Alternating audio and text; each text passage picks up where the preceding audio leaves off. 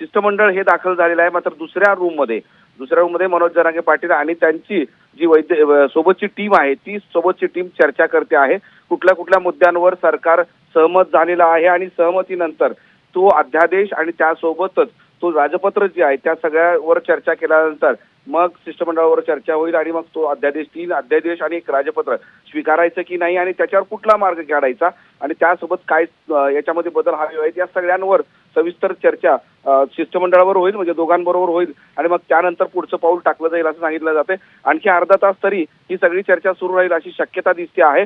आता एक महत्त्वाची बातमी अशी येते की परवा आणि काल सलग दोन दिवस मनोज जरांगे पाटील यांनी एक मुख्यमंत्री उपमुख्यमंत्र्यांना आवाहन केलं होतं की तुम्ही एकदा येऊन जा, तुमच्या बैठकीमध्ये हे सगळं क्लिअर होऊन जाईल, शिष्टमंडळ येणार, ते चर्चा करणार, मग काही मुद्दे मी सांगणार, मग त्याच्यामध्ये बदल करण्यासाठी वेळ लागणार, यापेक्षा तुम्ही भेटायला या। आणि त्यानुसार आता असं कळतंय, पण हे कन्फर्म नाहीये की स्वतः मुख्यमंत्री सुद्धा वाशीला येऊ शकतात, कारण एवढ्या मोठ्या संख्येनं महाराष्ट्रातला मराठा इथं दाखल झालेला आहे आणि या मराठ्यांच्या पदरामध्ये जे आरक्षण, जी कुणबी प्रमाणपत्रासाठी जी लागणारी ताकद आहे कागदोपत्राची आणि सरकारच्या GRची ती दिलेली आहे आणि त्या अनुषंगाने एकाच वेळेस मुख्यमंत्री संपूर्ण महाराष्ट्राला आणि तिथं जमलेल्या मराठ्यांशी संवाद सुद्धा साधू शकतात आणि त्यामुळं नक्कीच माधवजी या संदर्भातले सगळे अपडेट्स आम्ही तुमच्याकडून जाणून घेत राहणार आहोत। तुर्तास धन्यवाद दिलेल्या सविस्तर माहितीसाठी।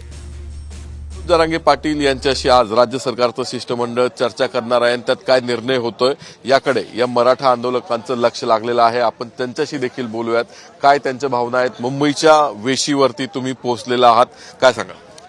नमस्कार। एक मराठा लाख मराठा 40 वर्षापूर्वी कृष्णा खोऱ्यातून एका पट्ट्यानं मराठा आरक्षणाची चळवळ चालू केली आणि आज गोदावरी पट्ट्यातील एक वाघ ती चळवळ अंतिम आणि निर्णायक क्षणावर आणून ठेपली आहे। ते नाव म्हणजे मनोज जरांगे पाटील होय।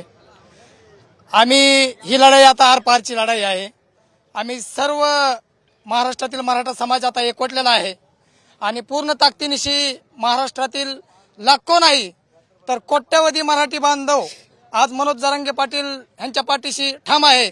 एक आम्हाला असं नेतृत्व मिळालं आहे की आजपर्यंत असं नेतृत्व कधी मराठा समाजाला मिळालं नाही। आम्ही मुंबई जायच्या तयारीने आलेलो आहे। आम्ही एक वर्षाची म्हटलं तर तयारी आमची राहण्याची, पण आम्ही आरक्षण घेतल्याशिवाय परत जाऊ शकत नाही, कारण आम्ही जरा पाटलाच्या गावावरून आलेलो आहे।